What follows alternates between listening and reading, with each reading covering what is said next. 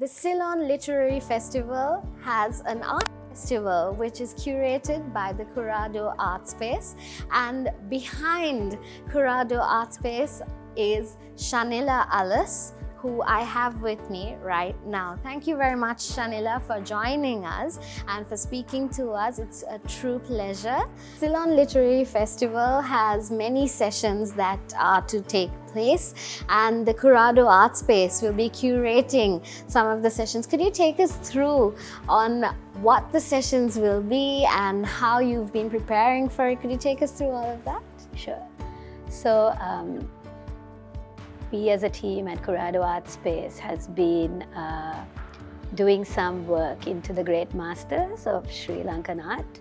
And when we heard that Ceylon Lit Fest has chosen Kandy as a location, we were really happy because someone we are very passionate about is David Painter, and some of his great works can be seen at the Trinity College Chapel. And so we worked around that, and we will be doing a very interesting talk on David Painter's life, him as a person, his contribution to art, and more than anything, how he localized his work very distinctively. So that will be our first session that will happen in Kandy. And for all art lovers who are in Kandy, Helga's Folly is something you have to experience.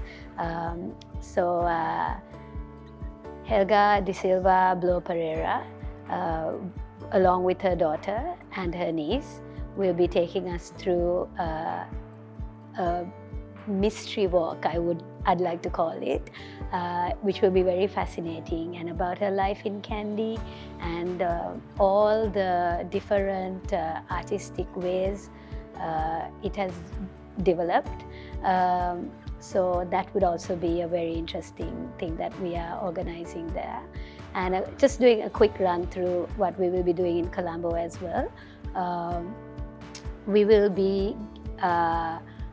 We have collaborated with the University of Visual and Performing Arts, and Dr. Priyantha Udagedara will take us through a guided tour of all the David Painter work, everything that we have in the university, and along with Udaya Hevavasan, who is the best, I would say, in my opinion, restorer we have in Sri Lanka, art restorer. He will give us a talk on the importance of restoring art, because in my opinion, these are national treasures. So he will speak on that. We will also be doing a ceramic workshop with Dr. Ranjit Veerasinghe, who is the head of the ceramic department of the university. This really, when we walked into this department, we thought, wow, it's really a little treasure. So we asked him if he could share some of his insights while giving everybody a creative experience. So that will also, we'll be doing a workshop there, not to be missed. Might take slightly more than an hour because we will be getting our hands dirty there. Then we also have a talk about sculptures by Nicole Fahy, who was one of the pioneering fashion designers at FC UK, and she had her own clothes line. But she was so intrigued by sculpture that she had a change of heart actually, and she started doing sculpture work, and she will be sharing about her journey.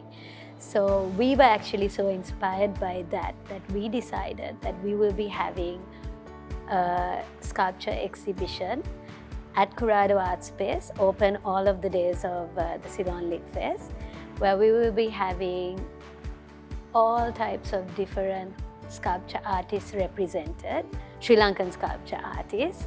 So please do come and have a look at all of these things that we have in store. That's lovely. And also, would this be accessible to all audiences, like the adults, the students? Tell us a little bit more about that as well. Would they be able to access it? Okay, so that is a very good question, because something I want to do through Corrado Art Space is I want to make art accessible to everybody, because there are some preconceived notions about art in Sri Lanka, but just want to say there are no boundaries. Everyone can come and enjoy it. The Ceylon Lit Fest has been very kind, and they too share this vision. So all students will have free access to most of the sessions. Yes. And would you say that this such great audiences and a wider reach is also one of the reasons that you are partnering with the Ceylon Literary Festival as well? Yes, and these are hobbies and things that make people happy. So it is open to everybody, even if you're not an artist or not an art lover. Join and have fun. It would be an adventure, I would say. And also, speaking about the Ceylon Literary Festival, what is it that makes Ceylon Literary Festival what it is when compared to the other festivals that have taken place? And what would you say that you like the most about it?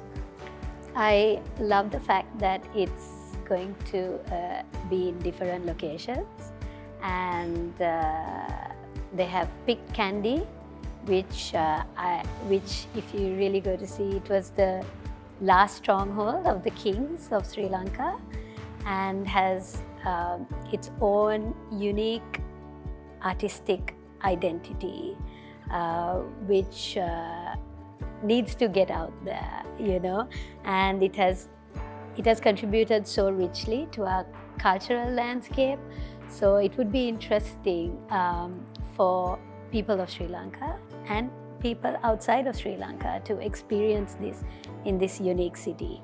Also, the fact that we're having it in Colombo, I mean, sometimes we are so busy and it's difficult to actually plan a trip out to enjoy something like this. So it's great that the Ceylon Lit Fest has decided to bring it to Colombo, so it would be easily accessible to the people of Colombo. I would also like to pose a question to you, if you're okay with that. So I'm not too sure if you are an art lover or you've stepped into any kind of art thing. So would you be interested? Does this sound interesting to you? Okay, so yes, definitely. I was actually thinking about it while you were talking about all the lovely people and lovely sculptures that are coming in. I'll definitely be visiting the Corrado Art Space. So yes, it definitely inspired me to be a part of it. Lovely. Okay, that's great to hear. Well, thank you very much, Shanila, for talking to us and for being here with us this morning. It's been a true pleasure, and all the very best for the Ceylon Literary Festival. Thank you very much, Shanila. It's great.